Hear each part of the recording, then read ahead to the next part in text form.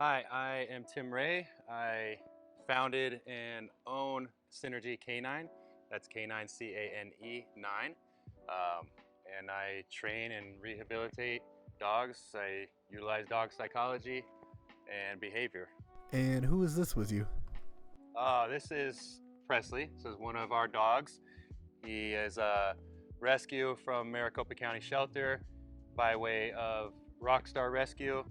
He is one of our dogs that helps teach other dogs social skills, and he does remarkable things with dogs as far as putting them at ease. A lot of nervous dogs, even dogs that have been labeled dog aggressive, he does really special things, and as far as calming them down, putting them at ease. So, uh, yeah, this is Presley. So, what started your dog training journey? Uh, Probably. I mean, I've had dogs my whole life, and throughout my life, dogs have always been there for me in some capacity. And I think even from at a young age, dogs was always my purpose, my calling. And I look at it as really trying to give back to dogs and help them live more fulfilling lives with humans. And it's a big scary world out there for dogs. And to help humans teach dogs how to navigate that and help dogs live more fulfilling lives. But really, my inspiration has come by way of a lot of dogs that I've had in my life that are no longer with me. Dogs that maybe I struggled with and had difficulties with that I didn't know exactly what to do. Um, and so I wanted to become better for them, even if I couldn't do it for them and save them in whatever aspect that meant. I wanted to be better for dogs in the future, and I have an aptitude for it. I had a talent for it, and just a natural ability to understand the psyche of a dog and the emotions that a dog experiences. So that's a lot of my inspiration. Some of it comes from as a child I was bullied, and I became a reactive teenager and a reactive 20-something, and so I understand dogs from my own personal space and want to help. And I understand a lot of their behaviors that we don't like, aggressive behaviors, fearful behaviors, really come from a place of insecurity, come from a place of uncertainty, come from a place of fear. And so to help them work through that, I get it. And it's just, it's what I do. So Synergy Canine. Very unique name. What is the meaning behind it? And what is the meaning behind the 9 at the very end? yeah, so I'm a bit of a wordsmith. I enjoy writing a lot. I like words. I have dictionaries. I have an etymology dictionary. So the word synergy speaks to the human canine relationship that goes back thousands of years, which is one of synergy. It's not about humans weren't dominant over dogs and they were submissive. It was synergy.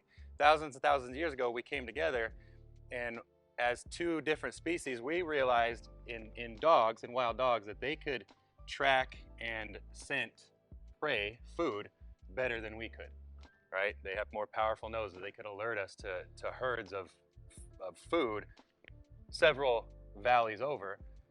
And what we brought to the table is we could kill a lot more efficiently than a pack of wild dogs could. So that's synergistic. That's a synergistic relationship. So Synergy Canine just kind of pays homage to that relationship and trying to carry it forward in today's modern society.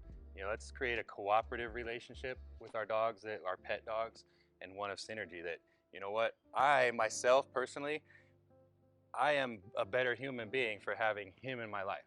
He is better for having me in his life, and that's synergy. So apart, we'd probably be just fine, but together, we can do great things together. So that's synergy. You know, Canine. The reason I spelled to that is homage to my heritage, which is Italian, and cane is the word dog. So it's really synergy cane9, but canine. So a little play on words. How would you describe your methodology when it comes to dog training? Yeah.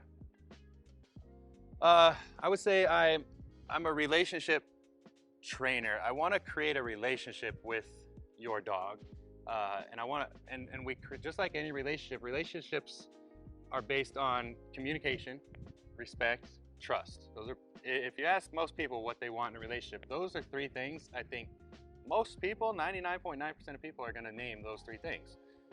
This is a relationship as well that we need those three things as well. So my tagline is reach your dog before you teach your dog. And what that means really is learn how to communicate with your dog on their level before we just try to give them commands and tell them what to do and teach them all these things.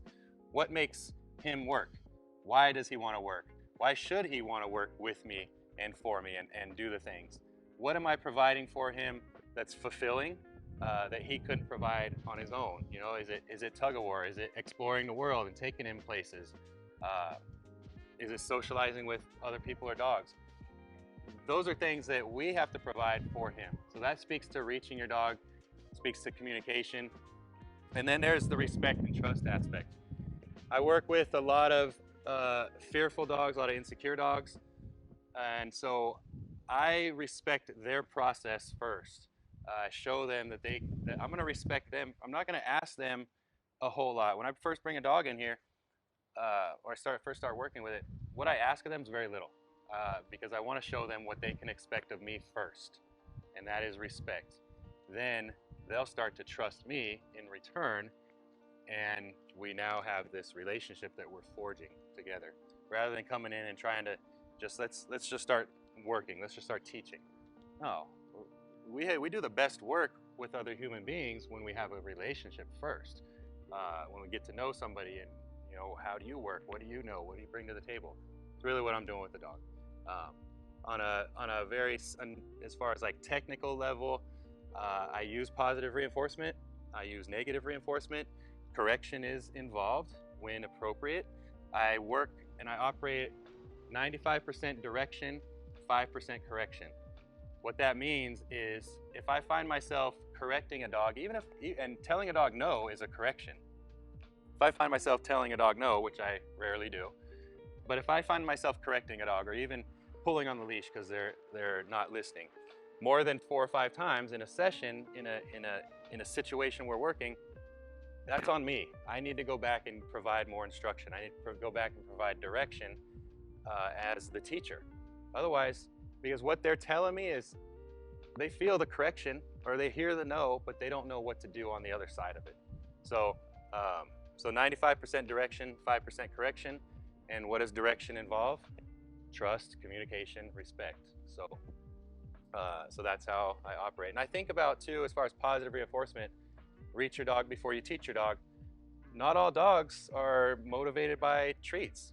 So I look at what the dog wants in that moment, and I use that for the reward to positively reinforce whatever the behavior is that I'm looking for. So, you mentioned earlier you bring Presley to help with dog training.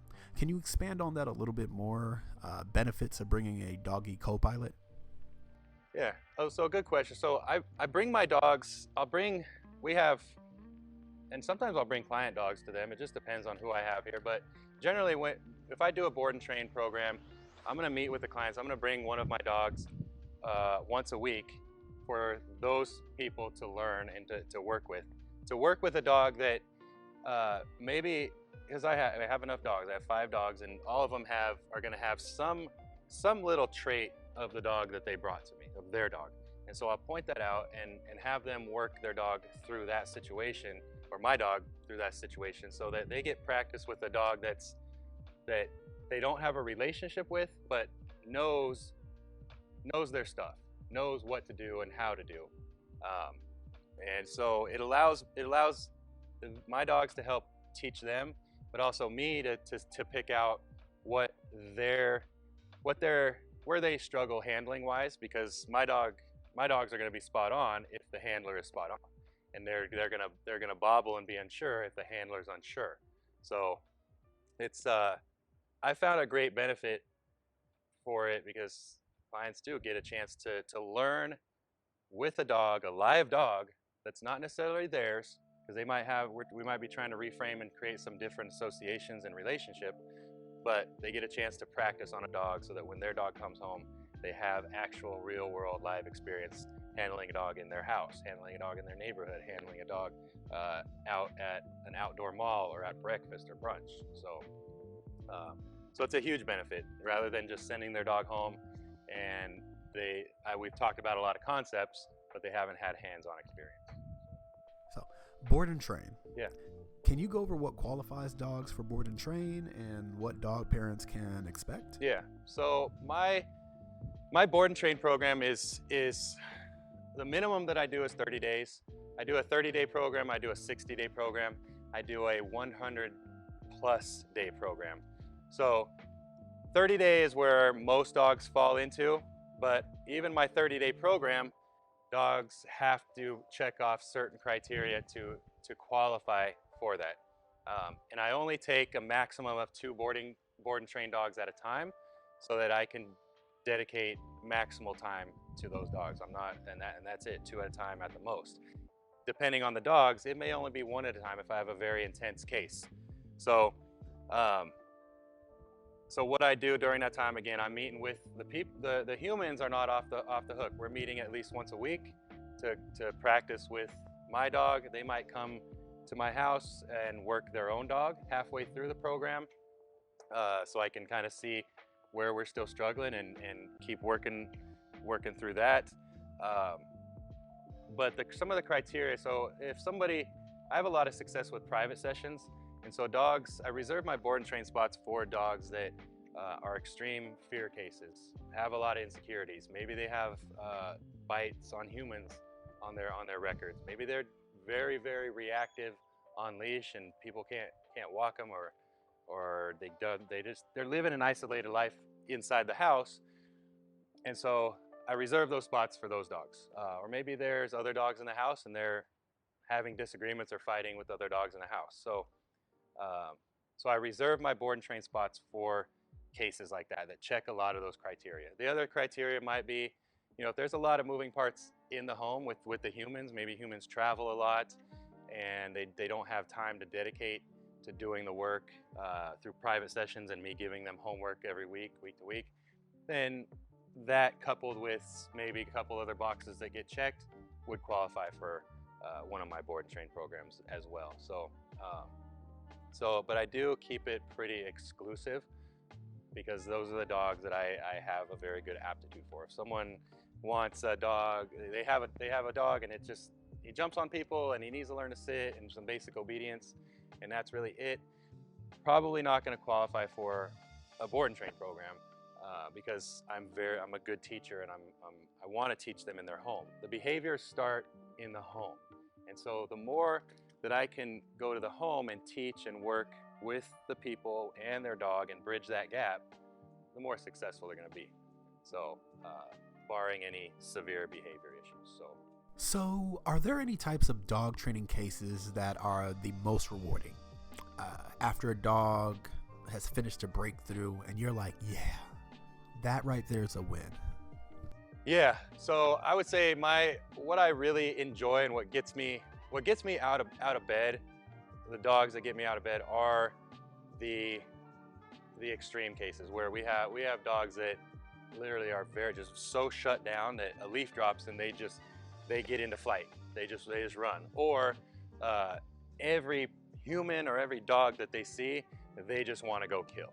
Those are the cases that really drive me, because I see those dogs for what they really are. I don't buy the show that they put on. I don't the aggressive, all the behavior.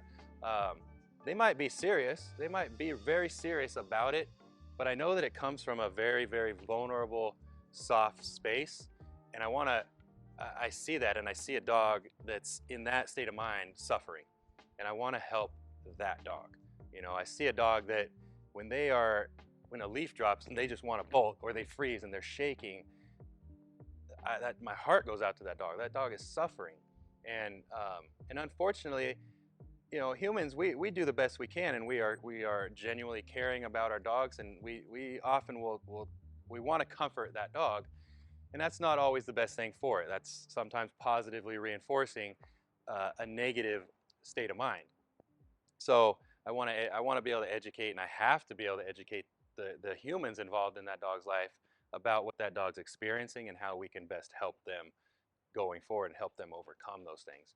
And I think that's really where I specialize, and because I identify with those dogs, I understand those dogs through my own life, my own work with myself and psychologists and things. I understand a lot, so I understand that my sometimes hyper aggressive tendencies when I was younger came from a place of insecurity, came from a place of defensiveness because I was bullied, and so I learned that if I felt threatened, I couldn't always run away. So I needed to aggress very quickly before I got hurt. So dogs, very, very, very similar. It's rare that I come into contact with a dog that is truly, truly aggressive and truly a fight animal. Most dogs, if given the opportunity, are going to be flight first. And aggression versus defensiveness really speaks to the intent of the dog. So um, a dog on a leash that's reacting and we perceive as wanting to go kill a dog, so to speak, or go attack a dog that they see, uh, is most likely defensive. They don't have an option because they're on a leash to get away, and so then there's pressure on the leash, and so we're triggering a lot of these oppositional reflex and all these responses. So yeah, the dogs that are fear cases, that are just frozen, stuck, wallflowers, that don't know social skills and are just afraid, or the dogs that we can't take them anywhere because we're too scared of what they're gonna do or what they have done. Those are the cases that I really, really like. Those are the cases I'm very, very good at. Those are the cases my own dogs help those dogs with, and those are the cases that I try to reserve my board and train spots for. So So, understanding dog psychology, huge factor in success. yeah, definitely understanding their psychology and their emotions, because psychology and emotional states are different, right? So psychology speaks to mind, and emotion speaks towards feelings. So and dogs experience both. And as science is starting to really do a lot of research into dogs' cognition and their feelings and emotional states, and we're finding out they do have a very high level of cognition, and they do experience a wide range of emotions as well. So yeah, so it's really first when I first start working with a dog, if they're a board and trained and I bring them in, there's a period of decompression, and it's a lot of structure right away, but it's giving them a lot of space. One of our first working sessions is going to be on a 20 or 30-foot line, and I'm not going to ask anything of them. If you want to be 30 feet away from me the entire time we're walking, that's totally fine. I'm not saying a word. If you want to walk next to me the entire time, totally fine. I'm not saying a word. I'm giving them physical and emotional space that they need. So if I try to be the dog's friend right away, and they're a nervous, insecure dog, that could ruin our relationship right off the bat. If I'm like, hey, come here, come on. No, I'm gonna let them come to me when they're ready. You know, even whether it's a nervous flight dog or a defensive fight dog, come to me. And part of that comes from an understanding of dogs, and what science tells us about dogs is dogs will choose human beings over their own species a majority of the time. Wolves will choose their own species over humans almost 100% of the time. So knowing that dogs will choose us eventually, I just wait. I can just wait. I'll wait till that dog really becomes curious about me, simply because I'm a human being, and for 14, 15, 16,000 years, humans and canines have had it like that. So I just wait a lot of times. And then now that trust builds because I didn't try to put myself on them or bribe them or trick them. I just allowed them space. You've spoken a lot about understanding your dog and connecting with your dog. Have you ever seen a situation where the dog parent just isn't the right fit for that particular dog? Yeah, that's a really, really good question. So absolutely. It's not super common, but I'm very honest. I'm very direct with my clients. Sometimes bordering on harsh. I say things sometimes they don't like to hear, but they need to hear, and I tell them that going in. Listen, if you have a situation where your dog is, it's not the right dog for you, I will let you know. If it's a situation where this dog is truly a dangerous dog, I will let you know that, and we need to have that conversation. It doesn't happen very often, but I do let them know that going in, you know. And most people, I think most parents with a dog that has some intense behavior issues, they've been dealing with it or coping with it for some time, and they kind of know somewhere that there might be something missing in their relationship. You know, is it something that can be taught and repaired and worked through, or is it just a fundamental mismatch and that this is not a good match? That's where I can come in and be very helpful and say, listen, like this is who you are, this is who your dog is. I can teach you a lot of things, but this is just not a match right now. Or sometimes behaviors go on long enough that the relationship is just very fractured, and whatever caused that fracture, it kept snowballing and going. And then we can talk about that as well, where what are our options, you know. So I do have a very good client, very good friend of mine now, and I respect the heck out of him because his relationship with his dog did become fractured over why, I don't know, but the dog has some significant bites on people in the house. He doesn't know what to do, and he doesn't have the time to work through it and fix the relationship. I would give, and I've told him, I will give my time to you. I will be there for you guys. I love both of them so much that I will do that, but he doesn't have the time, and their relationship is very fractured. So if he has people over to his house, or landscapers or gardeners, or he knows all the triggers for his dog, he calls me, hey, can I drop him off for the day? Bring him up. I respect the heck out of that because that is still somebody doing right by their dog. He's removing his dog from what he knows is a stressful situation for his dog and bringing him somewhere where he can come and relax and hang out with other dogs and have a little staycation. So I always tell people that story. It's not about you always got to do the work to fix the relationship and repair. What are other options? You know, if your dog's triggered by friends and family always coming over, what are options so that we can still maintain and respect our dog's emotional state and do the best we can for them, but still have them in our lives? So it doesn't necessarily mean getting rid of the dog. What are our other options so that we can all, you know, if we can have a beautiful relationship, do we have options where he can go for the day? If not, let's talk about it. If not, then let's explore those. Let's find some. So If you had to choose one thing that you'd probably say you do differently than other dog trainers, or is a key element that is important to your method of training, what would that be? I think one of the places that I start with all dogs is because it's essential, and it's one of the reasons that dogs first started hanging around us thousands of years ago, is what I call the feeding event. And because there's so much, a lot of people will free feed their dogs, and we're missing an opportunity to connect with our dog. Whether we feed once a day, whether we feed twice a day, we're missing an opportunity to connect with them on a very primitive and relational level.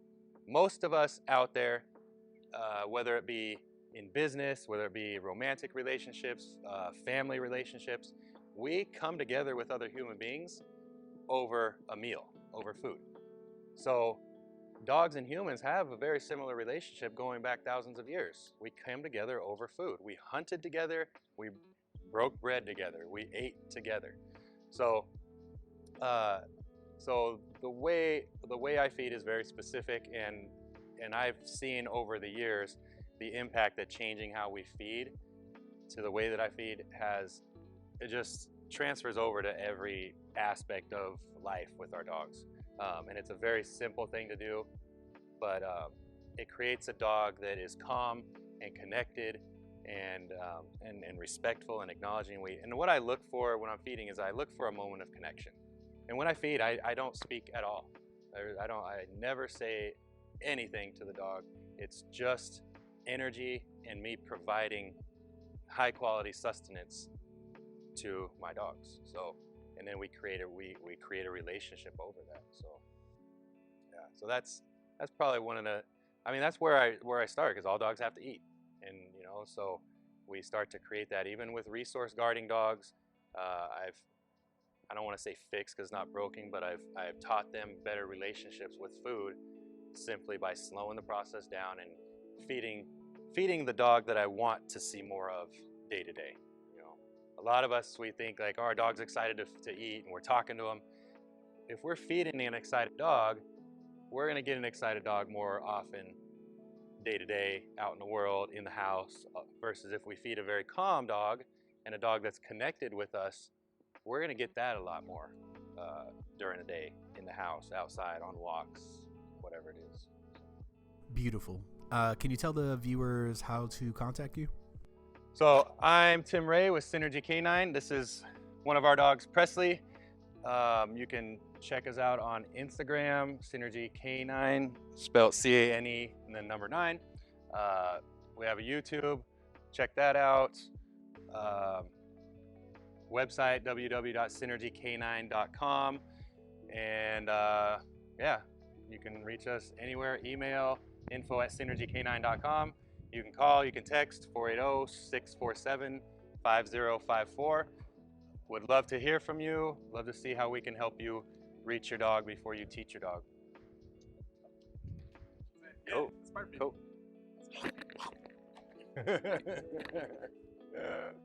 I know, he's looking at the hawks up there.